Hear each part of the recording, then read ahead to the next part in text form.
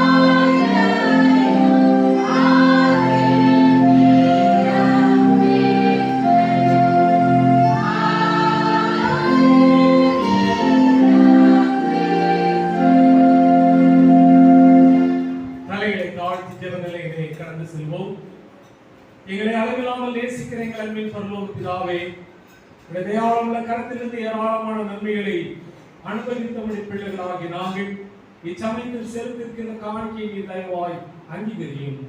வாங்குவதை பார்க்கிலும் கொடுப்பதே வாக்கியம் என்று உடைய வார்த்தையின்படி நாங்கள் உற்சாகமாய் கொடுக்கவும், இதனால் மனுஷருக்குள்ளே சமாதானமும் பிரியமும் பெருகும்.